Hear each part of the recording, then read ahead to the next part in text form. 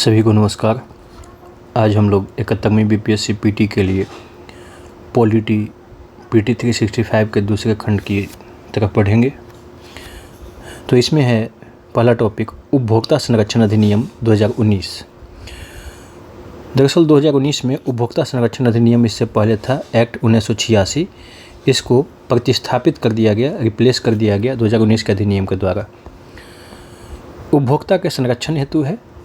इसकी मुख्य विशेषताएं हैं कि 2019 वाले अधिनियम में उपभोक्ता की परिभाषा का विस्तार किया गया, यानी कि इसमें ऐसे व्यक्तियों को भी शामिल किया गया है जो ऑनलाइन या इलेक्ट्रॉनिक माध्यम से सामान या सेवाएं खरीदते या प्राप्त करते हैं। दूसरा, इसके तहत केंद्रीय उपभोक्ता संरक्षण परिषद की स्थापना सलाहकार परिषद के रूप में की गई है कि यह परिषद जो है एक सलाहकारी संस्था के तौर पे सरकार को सहयोग प्रदान करेगी। तो इसका कार्य होगा उपभोक्ताओं के अधिकार को बढ़ावा देना। और इस परिषद के अध्यक्ष जो होंगे वह प्रभारी मंत्री होंगे उपभोक्ता मामले विभाग के। साथ में सीसीपीए की भी स्थापना की गई है, यानी कि केंद्रीय उपभोक्ता संरक्षण प्राधिकरण। यह प्राधिकरण जो है उपभोक्ताओं के अधिकारों को बढ़ावा देगा, सुरक्षा प्रदान करेगा। सीसीपीए में एक मुख्य आयुक्त होंगे, यानी कि चीफ कमिश्नर होंगे। उन्हें केंद्र सरकार द्वारा नियुक्त किया जाएगा। इसमें बेहद तरीके से विवाद निपटान की व्यवस्था की गई है, यानी कि दंड की जगह मध्यस्थता यानी मीडिएशन और एडीआर यानी कि अल्टरनेटिव डिस्प्यूट रिजोल्यूशन सिस्टम के तहत विवाद निपटानों का इसमें प्रावधान है। साथ में इसमें प्रावधान है कि केंद्र और राज्य द्वारा कंज्यूमर मीडिएशन सेल की स्थापना की जाएगी, जो विवादों के समाधान के लिए अग्रणी संस्था होगी।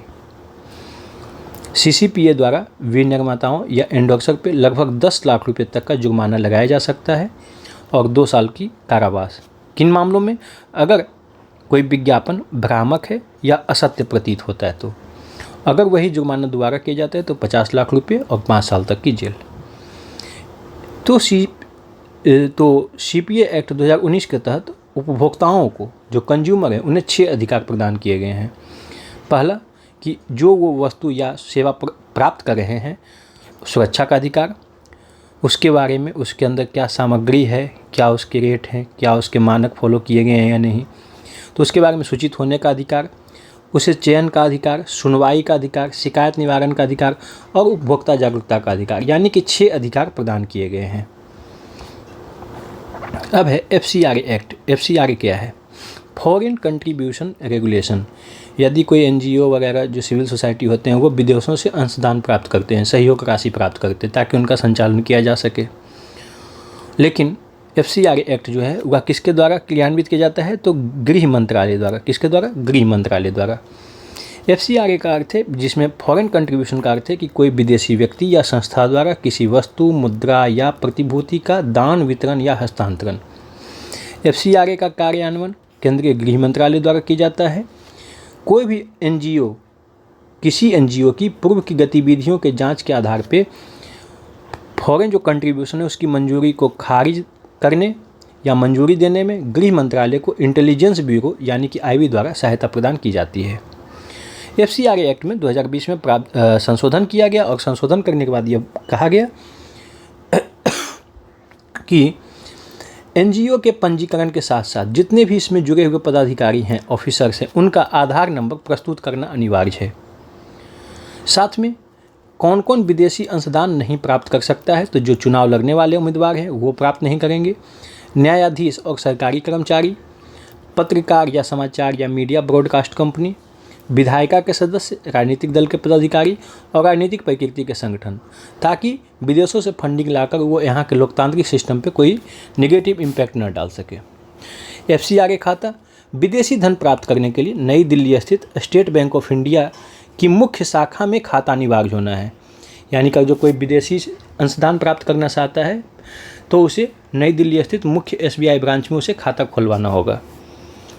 साथ में कोई भी एनजीओ के रजिस्ट्रेशन की वैधता वैलिडिटी 5 वर्षों के लिए होगी और 5 वर्षों के बाद समाप्ति के 6 महीने के भीतर फिक्स रजिस्ट्रेशन करवाना होगा।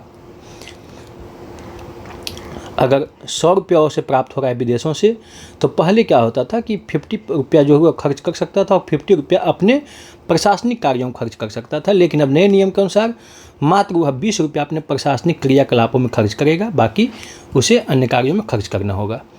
साथ ही एनजीओ को वार्षिक रिटर्न दाखिल करना अनिवार्य है कि हाँ, आपके पास इतना आय हुआ, इतना व्यय हुआ।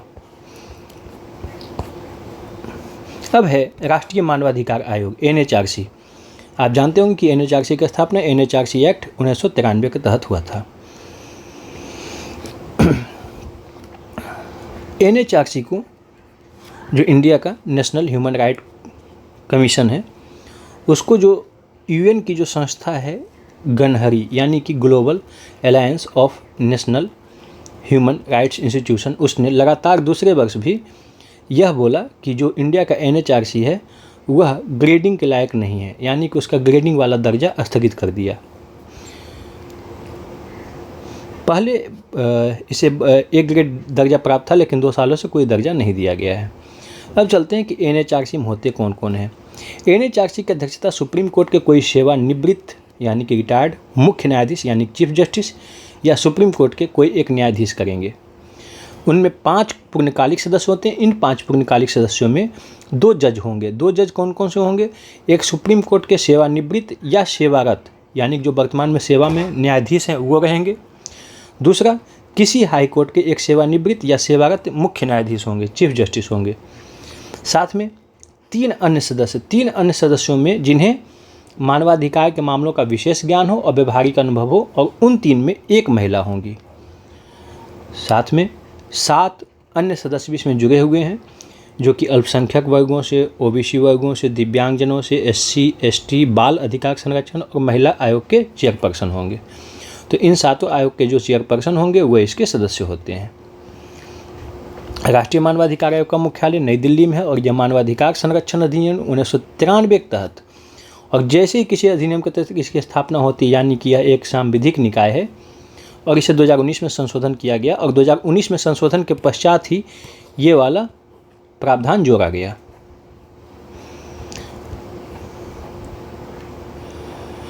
अब मानवाधिकार है तो मानव के अधिकार कौन कौन से हैं? तो व्यक्ति के जीवन, स्वतंत्रता, समानता और गरिमा से संबंधित अधिकारों के रूप में मानवाधिकारों को परिभाषित किया जाता है। इन अधिकारों की गारंटी संविधान द्वारा दी गई है और इन्हें अंतर्राष्ट्रीय संधियों में भी शामिल किया गया है। भारत में मानवाधिकारों को न्यायालयों द्वारा लागू किया जा सकता है। जब मानवाधिकार के अध्यक्ष और सदस्यों की नियुक्ति जब होती है तो भारत के राष्ट्रपति द्वारा उनकी नियुक्ति की जाती है, लेकिन भारत के राष्ट्रपति द्वारा जो नियुक्ति की जाती है जिन नामों की, उसकी सिफारिश प्रधानमंत्री की अध्यक्षता वाली एक कमेटी करती है। तो प्रधानमंत्री उसके चेयरपर्सन होते हैं और उसकी अध्यक्षता में, उनकी अध्यक्षता में जो सदस्य होते हैं वो होते हैं लोकसभा अध्यक्ष, गृह मंत्रालय के जो प्रभारी मंत्री हैं, लोकसभा और राज्यसभा विपक्ष के नेता और राज्यसभा के उपसभापति। 2019 के संशोधन के अनुसार नेशनल ह्यूमन राइट कमीशन के अध्यक्ष और सदस्य 3 साल या 70 वर्ष की आयु तक अपने पदों पर बने रह सकते हैं और साथ ही वह दोबारा पुनर्नियुक्ति के लिए पात्र हैं। उन्हें सिद्ध कदाचार या अक्षमता के आधार पर राष्ट्रपति के आदेश से हटाया जा सकता है, सुप्रीम कोर्ट से परामर्श के बाद। एनएचआरसी को सिविल प्रक्रिया संहिता, जितने भी आयोग हैं उन्हें सिविल प्रोसीजर कोड 1908 के तहत शक्तियाँ प्राप्त होती है सिविल कोड का। एनएचआरसी के कार्य जो हैं वह क्या है? मानवाधिकारों की रक्षा करना, अगर कहीं पर मानवाधिकारों का उल्लंघन हो गया है तो उसकी जांच करना, न्यायालय में हस्तक्षेप करना, मतलब उनके मामलों में, मानवाधिकार संबंधी मामलों में, जेल में जाकर मानवाधिकार संबंधी दशाओं का अध्ययन करना, कानून और प्रक्रियाओं की समीक्षा करना ताकि मानवाधिकारों को बढ़ाया जा सके। तो इन सभी चीज़ों की समीक्षा करना एनएचआरसी के कार्य हैं। अब है CBI central bureau of investigation. CBI के संबंध में एक जो सबसे महत्वपूर्ण टर्म अभी यूज हो रहा है वो है सामान्य सहमति, जिसे कई राज्यों ने वापस ले लिया है। सीबीआई के बारे में पढ़ते हैं। सीबीआई की स्थापना 1963 में हुई थी और यह किस समिति की सिफारिश पे? तो भ्रष्टाचार की रोकथाम पे एक समिति बनी थी 1962 में जिसका नाम था संथानम समिति, और उसी समिति की सिफारिश के आधार पर 63 में इसकी स्थापना हुई। सीबीआई जो है वह कार्मिक, पेंशन और लोक शिकायत मंत्रालय के अधीन कार्यरत है। सीबीआई को कोई भी वैधानिक दर्जा, कोई भी सांविधिक दर्जा नहीं प्राप्त है, इसलिए यह एक गैर वैधानिक और गैर संवैधानिक संस्था है। सीबीआई की स्थापना जिस अधिनियम के तहत हुई वह है Delhi special police establishment act 1946। यह प्रमुख जांच पुलिस एजेंसी है और जो इंटरपोल अंतर्राष्ट्रीय संस्था पर कार्य करती है उसके सदस्य देशों की ओर से जांच का समन्वय सीबीआई करती है इंडिया में। सीबीआई का जो आदर्श वाक्य है वह है इंडस्ट्री, इम्पार्शियलिटी एंड इंटेग्रिटी। इन तीनों को बनाए रखने के लिए वह कार्य करता है। सीबीआई धोखाधड़ी, जांच, अभियोजन के माध्यम से बहुत सारे अपराधों पर अंकुश लगाने के साथ ही अब साइबर व उच्च प्रौद्योगिकी आधारित अपराध से लड़ने में और उनसे भ्रष्टाचार से लड़ने में कायम है। सीबीआई के लिए दो सहमति होती है, एक सामान्य सहमति और दूसरा विशेष सहमति। सामान्य सहमति में ये है कि सीबीआई को राज्य में प्रत्येक या अलग अलग मामले की जांच के लिए हर बार नई सहमति लेने की आवश्यकता नहीं है। अगर किसी राज्य ने सीबीआई को सामान्य सहमति दे दिया है तो वह आके जांच कर सकता है किसी भी मामले में, लेकिन उसे बार बार परमिशन की आवश्यकता नहीं होगी। Delhi special police establishment act 1946 राज्य सरकार को सीबीआई अधिकारी को सहमति देने या न देने का अधिकार देती है। इसी एक्ट के तहत विशेष सहमति क्या है? विशेष सहमति में है कि सीबीआई को अगर सामान्य सहमति न प्राप्त हो और किसी मामले की जांच करना हो तो प्रत्येक मामले या केस की जांच करने से पहले राज्य सरकार के समक्ष एप्लीकेशन डालना होगा कि हाँ, हम इन मामलों की जांच करना चाहते हैं, फिर मंजूरी मिलेगी तो वह जांच करेगा। अब है लोकपाल। लोकपाल क्या है? लोकपाल की स्थापना लोकपाल और लोकायुक्त अधिनियम 2013 के तहत की गई है। यह है क्या? यह एक भ्रष्टाचार रोधी संस्था है, एंटी करप्शन एजेंसी है, कह सकते हैं, इंस्टीट्यूट है। लोकपाल, लोक मतलब जनता, जनता की रक्षा करने के लिए यानी कि लोक सेवकों से जुड़े भ्रष्टाचार के मामलों की जांच करने तथा उन पर मुकदमा चलाने के लिए इस अधिनियम द्वारा स्थापित किया गया है।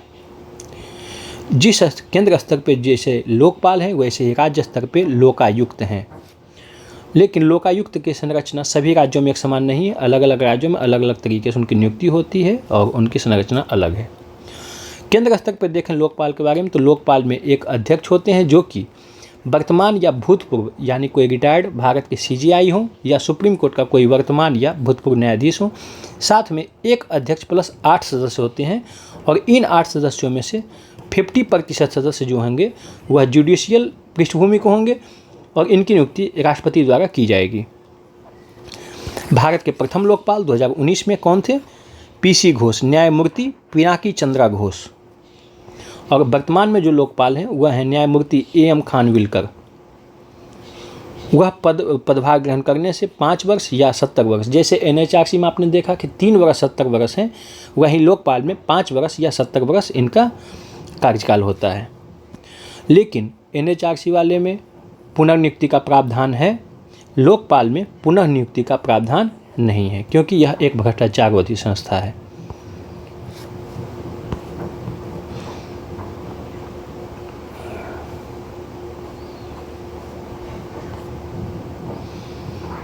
अब है राष्ट्रीय पिछड़ा वर्ग आयोग यानी कि national commission for backward classes.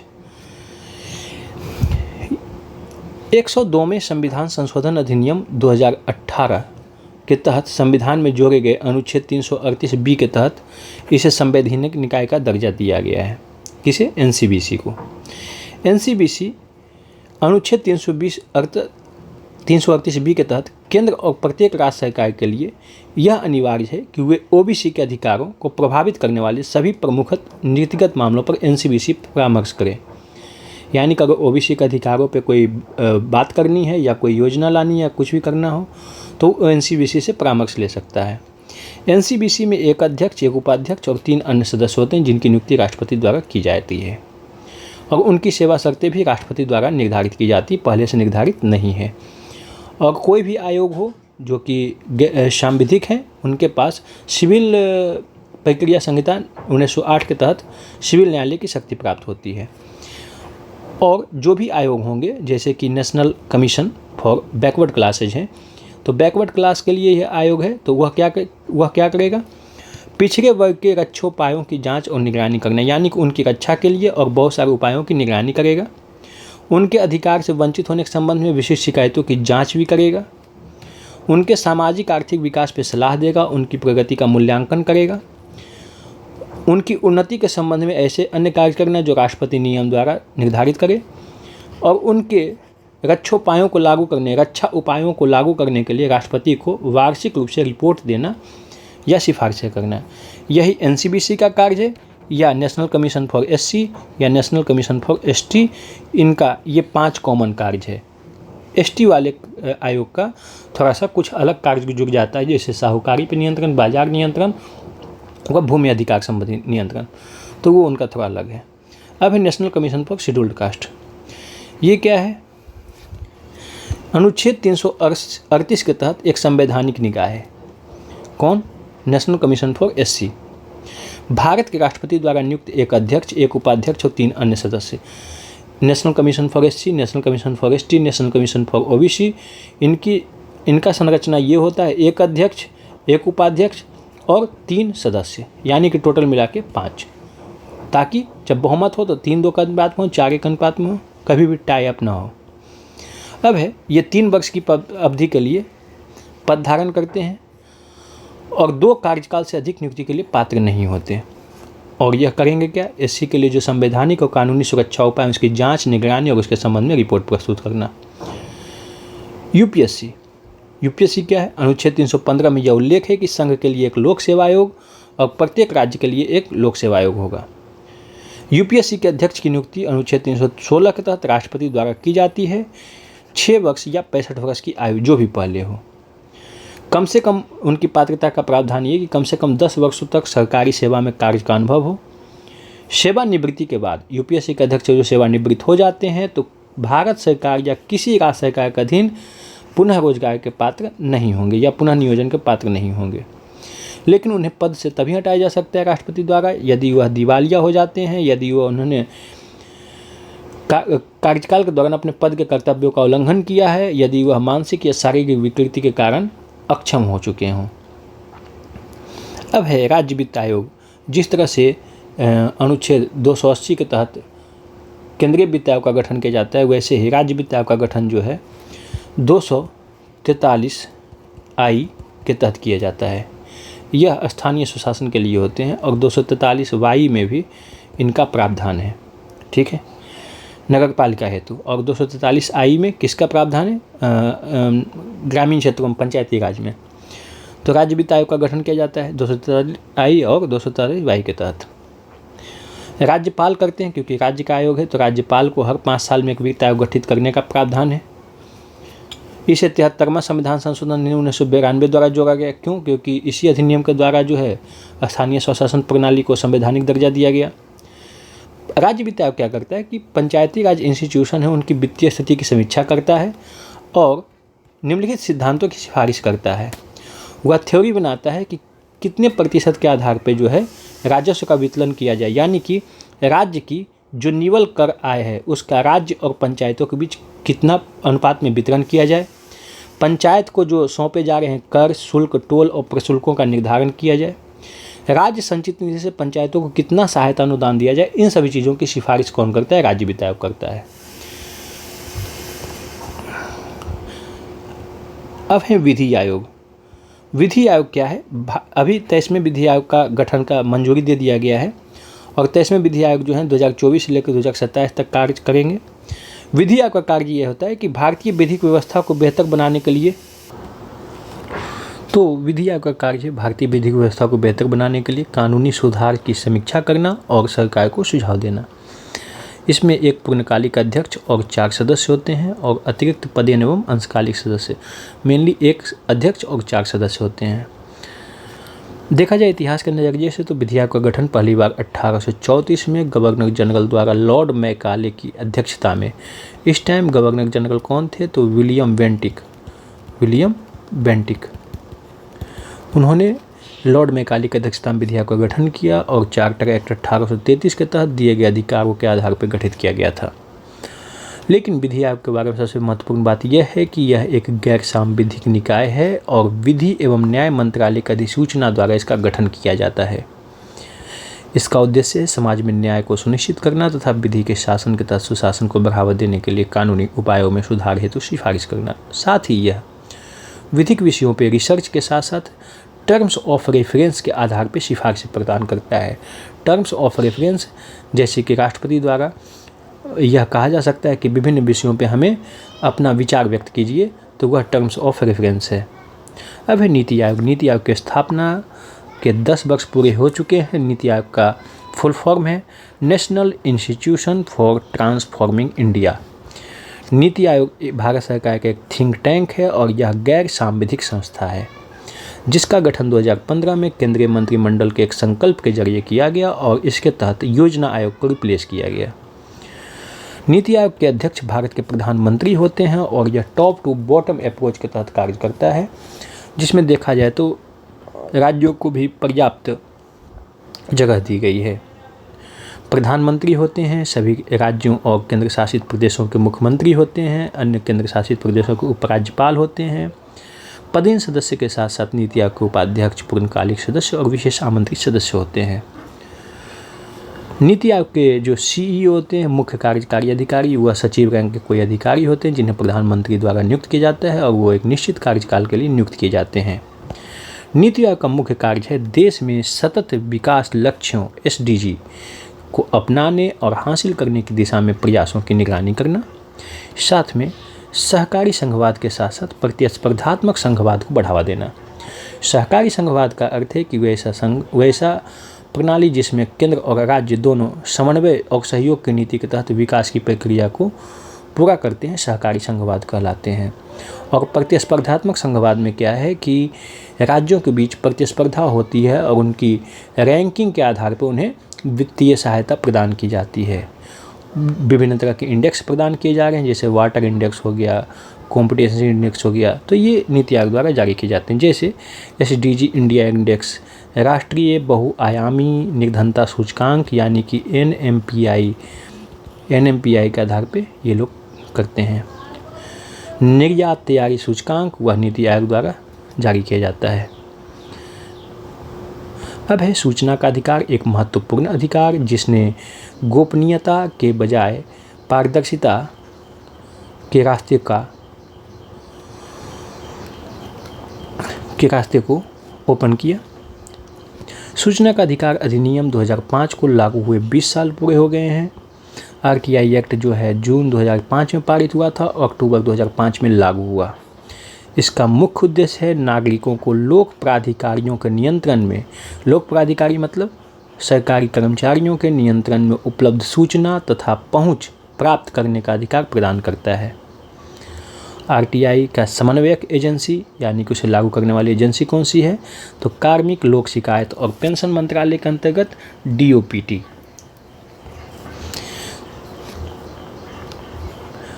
Supreme court ने राजनारायण बनाम उत्तर प्रदेश केस में सूचना के अधिकार को भारतीय संविधान के अनुच्छेद 19 के तहत एक मौलिक अधिकार के रूप में स्थापित किया। राजनारायण वर्सेज उत्तर प्रदेश केस में RTI के तहत अधिनियम पे नज़र डालें तो इसके तहत केंद्र और राज्य स्तर पे CIC और SIC यानी कि सेंट्रल इंफॉर्मेशन कमीशन और स्टेट इंफॉर्मेशन कमीशन का गठन किया जाता है, जिसमें केंद्रीय स्तर पे एक मुख्य सूचना आयुक्त और 10 सदस्य होते हैं, 10 सूचना आयुक्त होते हैं। इनकी सिफारिश राष्ट्रपति द्वारा की जाती है, जिसमें समिति में होते हैं प्रधानमंत्री, लोकसभा में विपक्ष का नेता और एक प्रधानमंत्री द्वारा नामित केंद्रीय कैबिनेट मंत्री। इन तीनों की सिफारिश पे जो नाम राष्ट्रपति को प्रदत्त की जाती है, राष्ट्रपति उन्हें CIC और IC बनाते हैं। अब है इन्हें प्रदान किए गए अधिकार। प्रत्येक नागरिक को पब्लिक अथॉरिटी से जानकारी मांगने का अधिकार है। RTI एक्ट की धारा 4 पब्लिक अथॉरिटी पर कुछ विशिष्ट दायित्वों को निर्धारित करती है और सक्रिय रूप से खुलासा करने का प्रावधान करती है। RTI एक्ट किन पे लागू है तो देखा जाए तो RTI एक्ट देश के सभी लोक प्राधिकरणों पर लागू है, पब्लिक अथॉरिटी पे। चाहे वह संविधान के तहत स्थापित हो, संसद या राज्य विधानमंडल द्वारा बनाए गए कानून हो, या उचित सरकार द्वारा जारी अधिसूचना या आदेश से स्थापित सभी सरकारी अथॉरिटी, संस्थाएं व बॉडी शामिल हैं। चाहे वह सरकारी निकाय हो, राज्य नियंत्रित निकाय हो, केंद्र या राज्य सरकारों द्वारा प्रत्यक्ष या इनडायरेक्टली रूप से वित्त पोषित गैर सरकारी संगठन यानी कि एनजीओ भी शामिल है। अगर वह सरकार द्वारा डायरेक्टली या इनडायरेक्टली वित्त पोषित फंडिंग किया जाएगा उनका, तो उन पर भी आरटीआई लागू हो सकता है। लेकिन मद्रास उच्च न्यायालय ने एक निर्णय दिया कि पंजीकृत सहकारी समितियां आरटीआई एक्ट की धारा 2H के तहत लोक प्राधिकरण नहीं है, यानी कि इस पर आरटीआई लागू नहीं होगा। 2019 में सुप्रीम कोर्ट ने निर्णय दिया कि भारत के मुख्य न्यायाधीश का जो पद है, चीफ जस्टिस का पद है, चीफ जस्टिस ऑफ इंडिया का जो पद है, वह लोक प्राधिकरण में शामिल है, यानी कि उनसे आरटीआई के तहत सवाल जवाब किया जा सकता है। आरटीआई एक्ट का एक महत्वपूर्ण सेक्शन है सेक्शन 8, और सेक्शन 8 यह कह सकता है कि कुछ सूचना को प्रकटीकरण से छूट दी गई, यानी कि कुछ सूचनाओं का खुलासा आरटीआई के तहत नहीं किया जा सकता है, और उसमें कुछ वैसे मामले होते हैं जो गोपनीय होते हैं। चाहे वह संप्रभुता, अखंडता, सुरक्षा, राजनीतिक, वैज्ञानिक, आर्थिक हित को प्रभावित करते हों, किसी अन्य देश के साथ संबंधों को प्रभावित करते हों, वैसी सूचना के खुलासा से अपराध की संभावना हो, विशेषाधिकार का उल्लंघन हो, न्यायालय का अपमानना हो, चाहे वो कैबिनेट के दस्तावेज हों, गोपनीय जानकारी हो, ट्रेड सीक्रेट्स हों, आईपीआर हों, या जिससे किसी केस में बाधा पहुंच सकता है जांच करने में, या व्यक्तिगत जानकारी से संबंधित सूचना हो, तो ऐसी सूचनाओं को सेक्शन 8 के तहत प्रकटीकरण से छूट प्राप्त है। सूचना प्रदान करने का ये है कि अगर आप सूचना प्रदान करने में विफल होते हैं, गलत या अधूरी या अपूर्ण जानकारी देते हैं, तो दंड का प्रावधान है। अगर अनुरोध प्राप्त हुआ है तो 30 दिनों के भीतर सूचना प्रदान की जानी ही चाहिए। जीवन या स्वतंत्रता से संबंधित मामले में 48 घंटे के भीतर प्रदान करना होगा। ये आरटीआई एक्ट 2019 के जरिए केंद्र और राज्य स्तर पर सूचना आयुक्तों की सेवा शर्तों में संशोधन किया गया, और उनकी सेवा शर्त और वेतन भत्ते जो है केंद्र सरकार द्वारा निर्धारित किए जाएंगे। अब है आधार। आधार जो है वो हमारे पहचान स्थापित करने के लिए हैं, बट यह जन्म तिथि का कोई आधिकारिक प्रमाण नहीं है। UIDAI यानी कि unique identification authority of India, इसका प्रावधान आधार अधिनियम 2016, आधार एक्ट 2016 के तहत यह एक स्थापित वैधानिक निकाय है। तो आधार एक वैधानिक निकाय है। इसे 2016 में भारत सरकार द्वारा MEITY यानी कि इलेक्ट्रॉनिक्स और सूचना प्रौद्योगिकी मंत्रालय के तहत स्थापित किया गया था। UIDAI का कार्य है कि यह विशिष्ट पहचान संख्या, जिसे हम लोग आधार कार्ड कहते हैं, वह जारी करता है। आधार कार्ड बनाने, सुधार करने और उसे जारी रखने का काम करती है। सुरक्षा व गोपनीयता संबंधी कार्यों के साथ नीति, प्रक्रिया और प्रणाली विकसित करती है, ताकि जिस तरह से आधार संख्या जारी किया जा सके। आधार की विशेषताओं पर नज़र डालें तो आधार 12 अंकों की एक विशिष्ट संख्या है, और यह बायोमेट्रिक्स से जुड़ी होती है, जिनमें आपके रेटिना, फिंगरप्रिंट, इन सभी चीज़ों जो जैविक बायोमेट्रिक्स हैं उनका रिकॉर्ड लिया जाता है। इसे UIDAI द्वारा जारी किया जाता है, और आधार को निष्क्रिय भी किया जा सकता है और हटाया भी जा सकता है।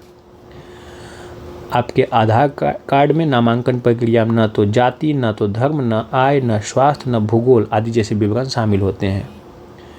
यह भारत के निवासियों के लिए पहचान और पते के प्रमाण के रूप में काम कर सकता है, बट नागरिकता का प्रमाण यह नहीं है कि आप इससे पता यह कह सकते हैं कि यह भारत के नागरिक होंगे ही।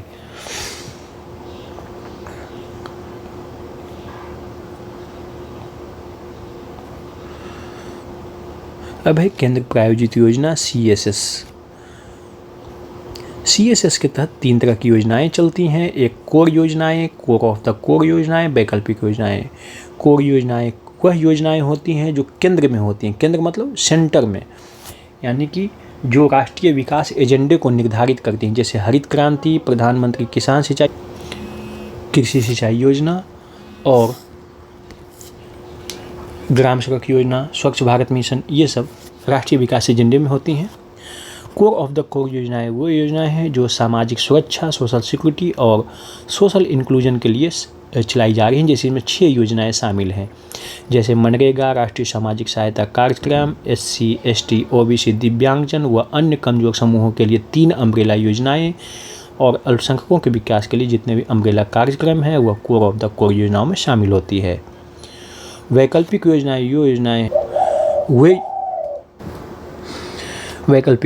वे योजनाएं होती हैं जो राज्यों को यह चयन स्वतंत्रता होती है कि वे किस योजना को लागू करना चाहते हैं और इसके लिए केंद्रीय वित्त मंत्रालय द्वारा फंड आवंटित किया जाता है, जैसे रूर्बन मिशन और BADP border area development programme.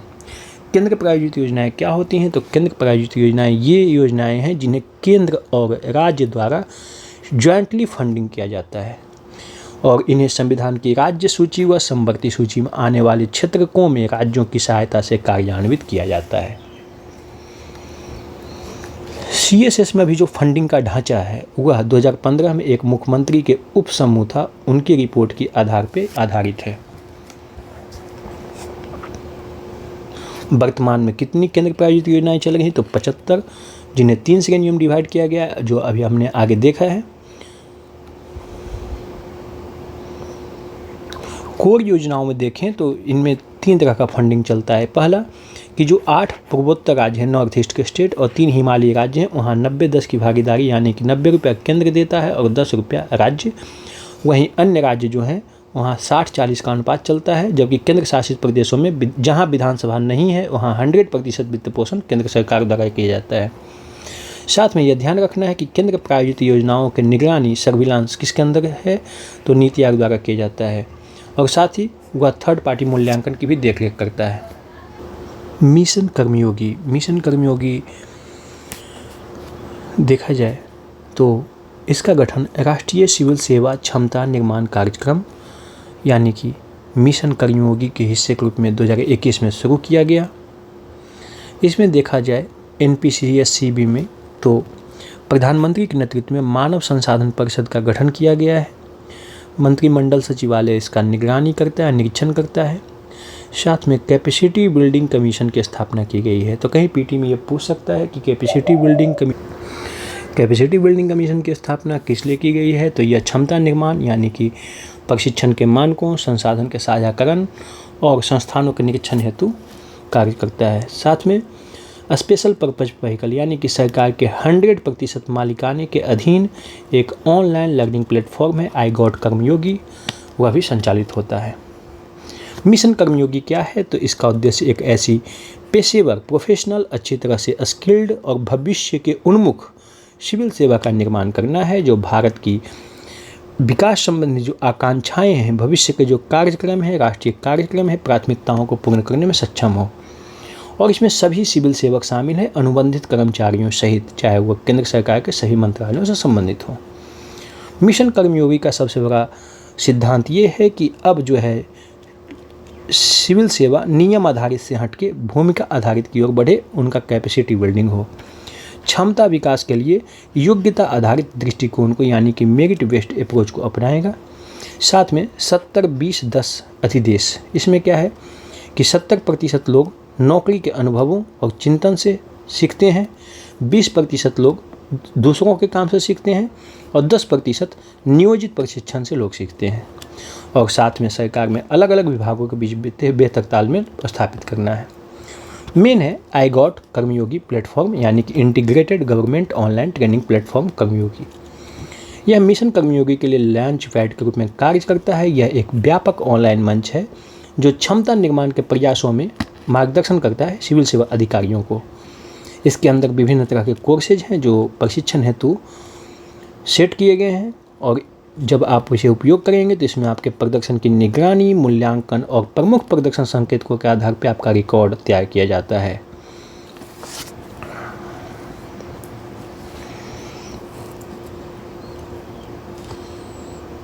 साथ में अब हम देखते हैं जन योजना अभियान की। जन योजना अभियान यानी कि यह किसने शुरू किया है? तो पंचायती राज मंत्रालय ने इसे 2025-26 की अवधि के लिए ग्राम पंचायत विकास योजनाएं GPDP बनाने के लिए आरंभ किया गया है। जन योजना अभियान में क्या है? पीपुल प्लान कैंपेन, पंचायत के जो विकास से संबंधित योजनाएं हैं उसको तैयार करने में लोगों की भागीदारी को बढ़ाना, यानी कह सकते हैं यह एक तरीके का बॉटम अप अप्रोच है। इसे पहली बार 2 अक्टूबर 2018 को 2 अक्टूबर गांधी जी के जयंती से जुड़ा हुआ है और उन्होंने ग्राम स्वराज की ग्राम स्वराज का सिद्धांत दिया था, इसलिए जन योजना अभियान पंचायती राज का सिद्धांत जो उनसे जुड़ा हुआ है। 2 अक्टूबर 2018 को पंचायती राज मंत्रालय ने सबकी योजना सबका विकास के रूप में शुरू किया था। इसका कार्यान्वयन 3 स्तरों पे किया जाएगा और 3 स्तरों में जो है इसे क्रियान्वित करके सफल बनाने का प्रयास किया जाएगा। वित्त वर्ष 2025-26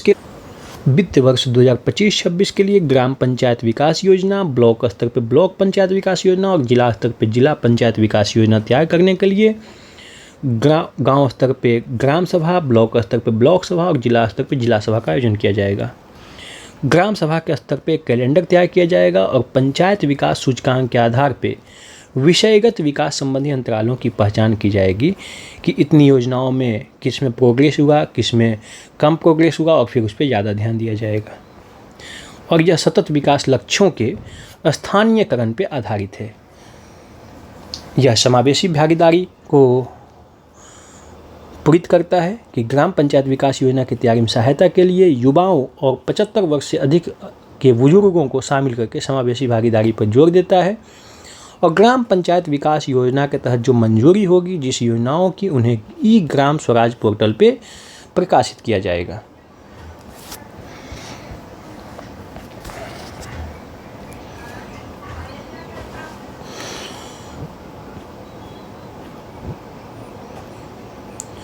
कुछ रिपोर्ट्स इंडेक्स जैसे विश्व प्रेस स्वतंत्रता सूचकांक, इसमें देखा जाए वर्ल्ड प्रेस फ्रीडम इंडेक्स में तो इंडिया का स्थान 159वां रहा।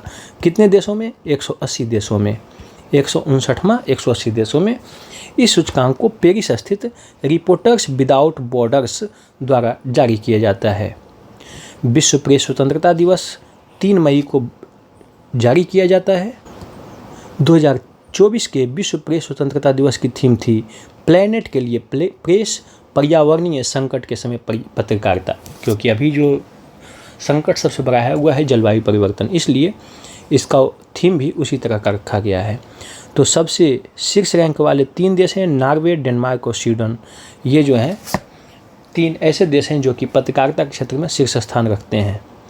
इनमें 5 संकेतकों पर इनकी पहचान की जाती है कि राजनीतिक, आर्थिक, विधायिक, सामाजिक और सुरक्षा। और इस तरह पार्ट 2 समाप्त हो गया। नेक्स्ट सब्जेक्ट होगा इकोनॉमी। धन्यवाद।